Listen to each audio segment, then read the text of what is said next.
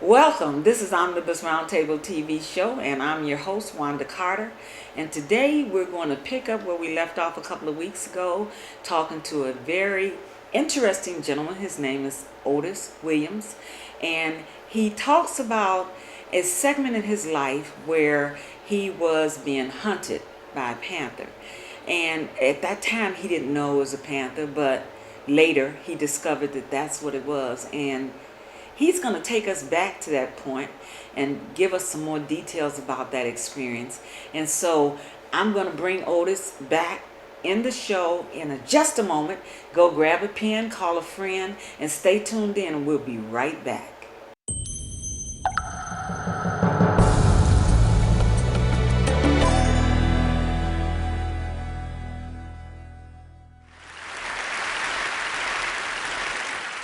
Why bother? The game is rigged. My vote won't count. The choices are terrible. Voting's for suckers. Perhaps you've thought some of these things. Perhaps you've even said them. And if so, you wouldn't be alone and you wouldn't be entirely wrong. The game of public policy today is rigged in many ways. How else would more than half of federal tax breaks flow up to the wealthiest 5% of Americans? And our choices indeed are often terrible. For many people across the political spectrum, Exhibit A is the 2016 presidential election. But in any year, you can look up and down the ballot and find plenty to be uninspired about. But in spite of all this, I still believe voting matters. And crazy as it may sound, I believe we can revive the joy of voting. Today, I want to talk about how we can do that and why. There used to be a time in American history when voting was fun, when it was much more than just a grim duty to show up at the polls. That time is called most of American history. From the Revolution to the Civil Rights era, the United States had a vibrant, robustly participatory and raucous culture of voting. It was street theater, open-air debates, fasting and feasting and toasting, parades and bonfires. During the 19th century, immigrants and urban political machines helped fuel this culture of voting. And that culture grew with each successive wave of new voters. During Reconstruction, when new African-American voters, new African-American citizens began to exercise their power, they celebrated in jubilee parades that connected emancipation with their newfound right to vote. A few decades later, the suffragettes brought a spirit of theatricality to their fight, marching together in white dresses as they claimed the franchise. And the civil rights movement, which sought to redeem the promise of equal citizenship that had been betrayed by Jim Crow, put voting right at the center. From Freedom Summer to the March in Selma, that generation of activists knew that voting matters. And they knew that spectacle and the performance of power is key to actually claiming power. But it's been over a half century since Selma and the Voting Rights Act. And in the decades since, this face-to-face culture of voting has just about disappeared. It's been killed by television and then the internet. The couch has replaced the commons. Screens have made citizens into spectators. And while it's nice to share political memes on social media, that's a rather quiet kind of citizenship. It's what the sociologist Sherry Turkle calls being alone together. What we need today is an electoral culture that is about being together, in person, in loud and passionate ways, so that instead of being eat your vegetables or do your duty, voting can feel more like join the club, or better yet, join the party. Imagine if we had, across the country right now, in local places, but nationwide, a concerted effort to revive a face-to-face set of ways to engage and electioneer. Outdoor shows in which candidates and their causes are mocked and praised in broad satirical style. Soapbox speeches by citizens. Public debates held inside pubs. Streets filled with political art and handmade posters and murals. Battle of the Band concerts in which competing performers rep their candidates. Now, all of this may sound a little bit 18th century to you, but in fact, it doesn't have to be any more 18th century than, say, Broadway's Hamilton. which is to say vibrantly contemporary. And the fact is that all around the world today, millions of people are voting like this. In India, elections are colorful communal affairs. In Brazil, Election Day is a festive, carnival-type atmosphere. In Taiwan and Hong Kong, there is a spectacle, eye-popping, eye-grabbing spectacle to the street theater of elections. You might ask, well, here in America, who has time for this? And I would tell you that the average American watches 5 hours of television a day. You might ask, who has the motivation? And I'll tell you, any citizen who wants to be seen and heard, not as a prop, not as a talking point, but as a participant, as a creator. Well, how might we make this happen? Simply by making it happen. That's why a group of colleagues and I launched a new project called The Joy of Voting. In 4 cities across the United States, Philadelphia, Miami, Akron, Ohio, and Wichita, Kansas, we've gathered together artists and activists, educators, political folks, neighbors, everyday citizens to come together and create projects that can foster this culture of voting in a local way. In Miami, that means all-night parties with hot DJs where the only way to get in is to show that you're registered to vote. In Akron, it means political plays being performed in the bed of a flatbed truck that moves from neighborhood to neighborhood. In Philadelphia, it's a voting-themed scavenger hunt all throughout colonial Old Town. And in Wichita, it's making mixtapes and live graffiti art in the North End to get out the vote. There are 20 of these projects, and they are remarkable in their beauty and their diversity, and they are changing people. Let me tell you about a couple of them. In Miami, we commissioned an artist, a young artist named Atomico, to create some vivid and vibrant images for a new series of I voted stickers. But the thing is, Atomico had never voted. He wasn't even registered. So as he got to work on creating this artwork for these stickers, he also began to get over his sense of intimidation about politics. He got himself registered, and then he got educated about the upcoming primary election. And on election day, he was out there not just passing out stickers, but chatting up voters and encouraging people to vote and talking about the election with passersby. In Akron, a theater company called the Wandering Aesthetics has been putting on these pickup truck plays. And to do so, they put out an open call to the public, asking for speeches, monologues, dialogues, poems, snippets of anything that could be read aloud and woven into a performance. They got dozens of submissions. One of them was a poem written by 9 students in an ESL class, all of them Hispanic migrant workers from nearby Hartsville, Ohio. I want to read to you from this poem. It's called The Joy of Voting. I would like to vote for the first time because things are changing for Hispanics. I used to be afraid of ghosts. Now I'm afraid of people. There's more violence and racism. Voting can change this. The border wall is nothing. It's just a wall. The wall of shame is something. It's very important to vote so we can break down this wall of shame. I have passion in my heart. Voting gives me a voice and power. I can stand up and do something. The Joy Voting Project isn't just about joy. It's about this passion. It's about feeling and belief. And it isn't just our organization's work. All across this country right now, immigrants, young people, veterans, people of all different backgrounds are coming together to create this kind of passionate, joyful activity around elections. In red and blue states, in urban and rural communities, people of every political background. What they have in common is simply this: their work is rooted in place. Because remember, all citizenship is local. When politics becomes just a presidential election, we yell and we scream at our screens and then we collapse, exhausted. But when politics is about us and our neighbors and other people in our community coming together to create experiences of collective voice and imagination, then we begin to remember that this stuff matters. We begin to remember that this is the stuff of self-government. Which brings me back to where I began. Why bother? There's one way to answer this question.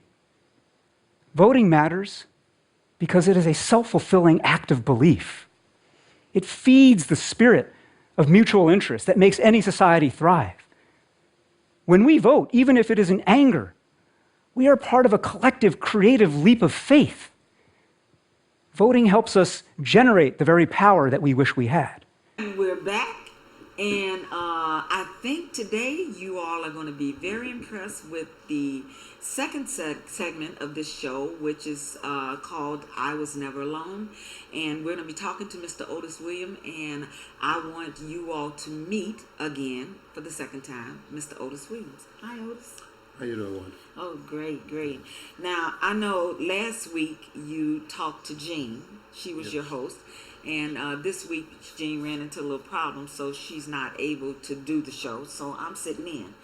And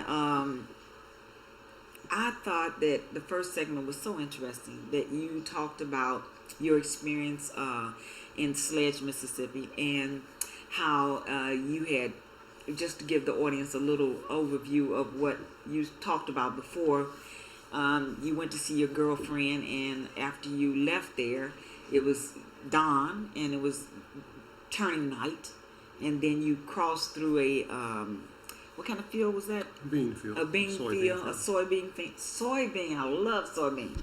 And it got dark, and you had no light, so you used the fingertips to feel your way through the bean field, and then you began to hear a sound, and the sound was from some type of, you didn't know what it was, but you thought it was a baby.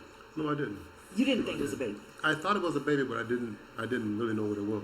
Okay, and then so you went back to see, but then your mind said, you're going the wrong way. You better turn around and go back the other way. And so you did. You followed that mind, and that's a good thing, because you might not have been here to tell us about this story if you hadn't done that. And then you went on across the bean field, and you fell under a... Actually, I fell into a ditch. A ditch? It was a drainage ditch. A drainage ditch, A drainage okay. ditch. But it was a dry drainage ditch. Okay, and then you climbed your way out of it, and then you went on to the bridge that you were trying to get to where there was light, and that's when you looked back and you could see that something had been following you. Yes, I noticed. I barely caught the silhouette of something that like slithered down into the ditch that I had fell into. And it was huge, it was like real lengthy. I couldn't really distinguish what it was, but I knew it was something bigger than me. Bigger than you? Yes.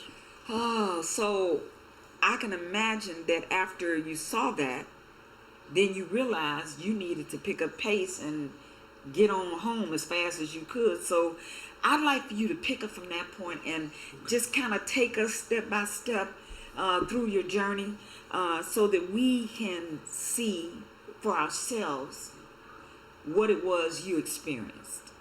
Okay. After I had made it to the bridge, I was like in the center of the bridge, which is the highest point of the bridge. And there was lights on both sides. There was big, huge floodlights. And it was the only lights in the region. In the whole region? In the region, yes.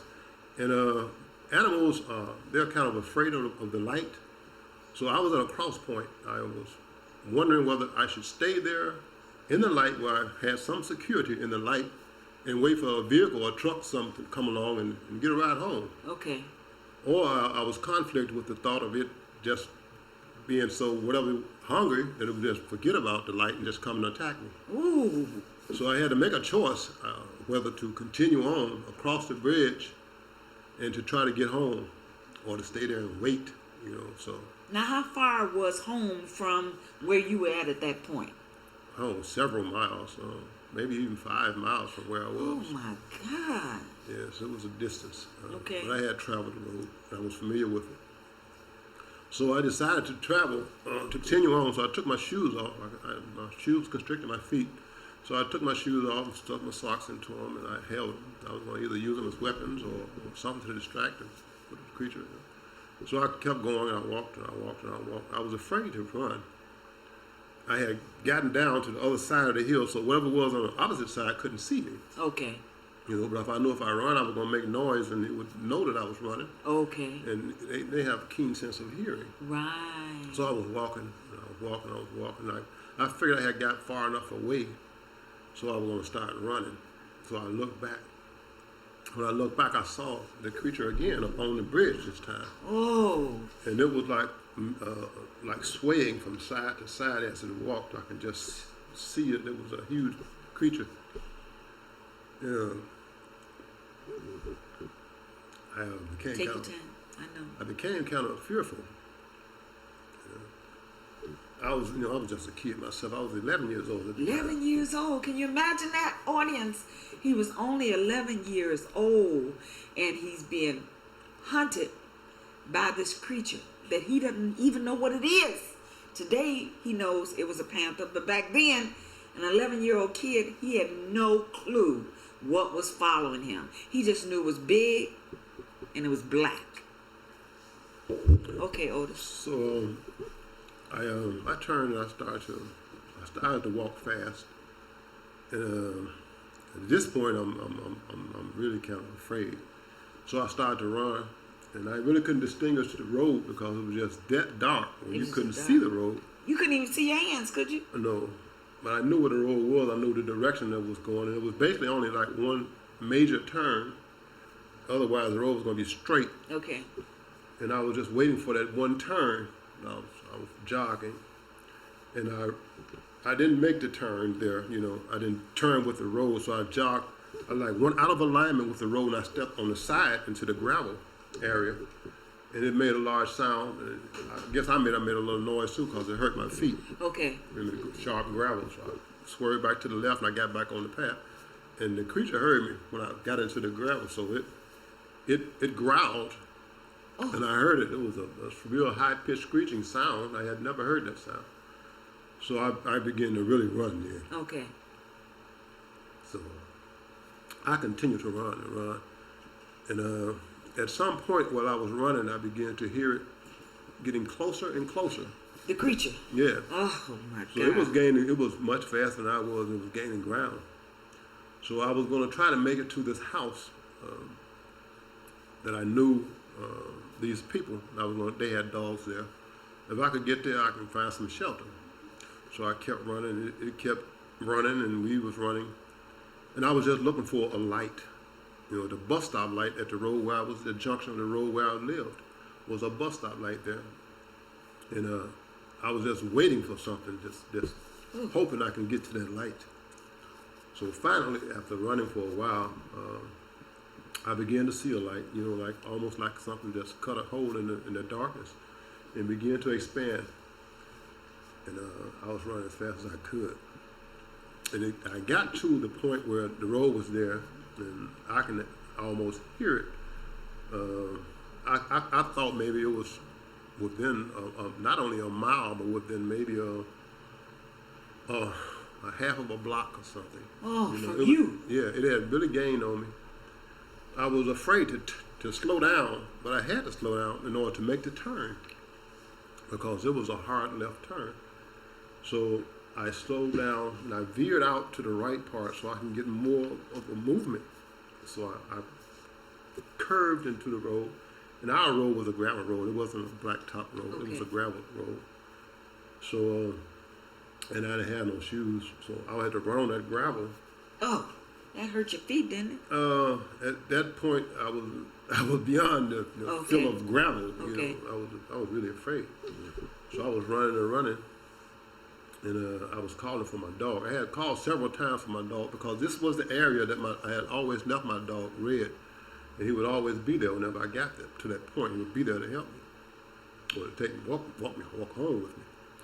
So I continued to run and run. And I called him, and I could almost feel the creature, just seconds from me. Oh, Lord. So I said, man, I could see the house after I crossed a point. I could see the house come from around trees that we had. It was a hill that we played on as kids.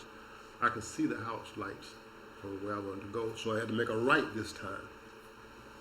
But I wasn't going to slow down. I was going to make this right, or I wasn't. I didn't have time to slow down. So I called out my dog again. and I tried to make the turn, but I couldn't turn because it was just too sharp, and I turned my ankle and I fell. Oh, So when I fell, I tumbled over a few times, and I just balled myself up in a knot. And I was just waiting for it to attack me, and just trying to protect my head, my Right. neck and stuff, and maybe something I could get some help or something. But as I fell and balled it up and waited, and the only thing I heard was the sound of like a real clashing sound, like two bodies hitting together. And I had thought, man, that was red. Okay. The dog had finally came. And I just laid there and balled up, and I heard them fighting in the ditch, across the ditch into the field. And they fought and they fought. And it just went quiet. I could hear the cat's noise, I could hear the dog noise. And I stood up, I thought he had killed my dog. oh my God. So I stood up and I balled my hands. And I was ready to fight. At this point, I wasn't going to just lie there and die. I Right. was going to fight. So, and I feel something rub against me. And my hand, it was wet and it was real furry. And I knew the tension just went out of my body. I knew that it wasn't an animal that was an enemy. I knew that it was my dog. But it wasn't the dog that I thought it was. It was Pup. Oh, Pup.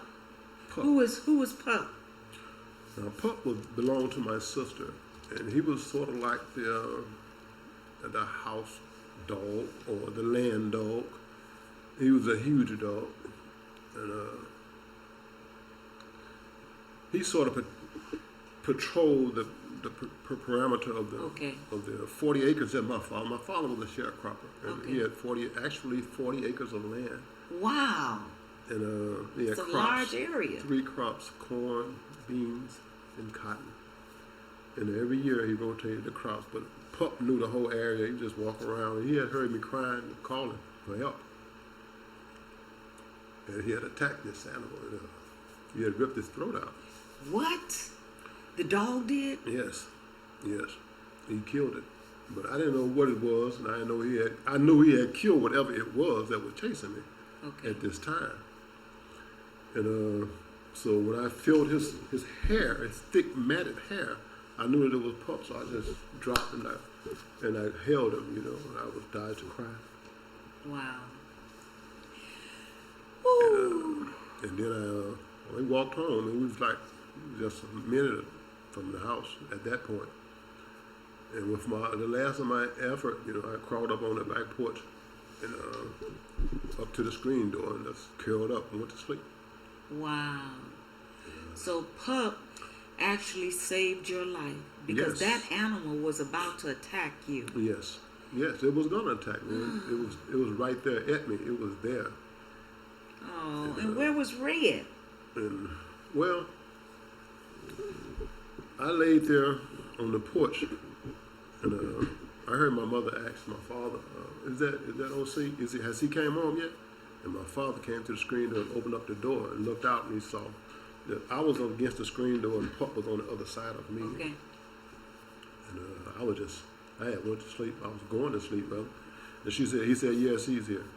So I slept, and the next morning, I got up and I called Pup.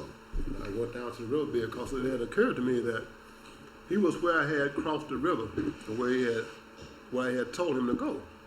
I told him to go back. Oh. I sent him back to where I had crossed the river. It was no longer our property. He was on the opposite side of our property, on the other side of the river. And that's where he was. Wow. So when I called him, when I got to the tree that had fell, I called his name out, and in a few seconds, he was up on the tree, and he ran down the tree across the river. Wow. And he was there, so he didn't know what had happened. He didn't know He didn't have a nothing clue. about it. He was there, over there asleep by the log, waiting on me to come back. He had spent the night over there. Oh, wow. Oh, boy, that is such a story. That is such a story. And as you tell it, you are so dramatic because apparently you relive that whole situation every time you tell that story. And it's so wonderful to know that you survived that, to tell the story, because maybe in your telling the story somebody else will be saved. Some other child will realize that you shouldn't be out at night in Mississippi, in Sledge, Mississippi, crossing the bean field, because there are animals that could harm you. What other kind of animals might you have been attacked by? Well, there are packs of wild dogs. Packs of wild dogs? Yeah, dogs just, for some reason, they get together and they become isolated from humans. Or for whatever reason, people move, animals, they form little groups. And Like so, we do. yes, they form little groups. They hunt in little groups. They got wild dogs. They have boars, wild boar hogs, and they have black bears, and also bobcats. And all these creatures are dangerous to children. I was never concerned about them because I was never by myself. I was never alone. I always, whenever I went out, I always went out with my dog. And so I never knew about these. I never actually saw them. Right. I heard tales about them. People told me about them, but as a kid, you were fearless until you actually met Exactly. these encounters, Right. But otherwise, I did what I wanted to do. And after we moved to the city, for a few weeks, maybe a few days, and some farmers that my father knew, we stayed in contact with. Mr. Johnny Reed was the one that accepted our two dogs, and I guess he contacted my father and he told him about the panther that they had found, and it was an old panther. It was an old panther? Otherwise, he would have probably caught me. It was an Wow. old panther, and panthers, well, any wild animal, once they can't hunt their natural prey, they prey on something weaker. And What's their natural prey? the natural prey for panthers is deer. Deer? Little things like that. Even rabbits, they eat rabbits. Wow. Yeah, they eat rabbits and deer. But most deers They're people. fast. Well, people hunt them also. So it's just their source of food, and when you take away their source of food, they go to other sources. They have to survive. Right. And had it not been an old panther, and it was tired from chasing me, it probably would have killed Pup as well as me. Oh, wow. But he was a big dog. He had fought a bear before and ran him off the house. Whoa. When it came to the house, so he wasn't a little dog at all. He was a huge, massive dog. As kids, we used to ride him. So how Used big to ride that? He was that big? He was big. When he was small, we used to ride him. Oh, so if there were something you would say to our viewing audience about that experience that would give some advice to some young person watching about the wilderness and how to protect themselves from whatever they might be exposed to, what would you say? Well, first of all, listen to your parents. Be mindful and obedient to your parents, and don't venture out after darkness. Because in Mississippi it gets pitch dark sometimes. If there's no moon or no stars, or if the sky is not clear or you can actually see, don't go out too far. Stay near home.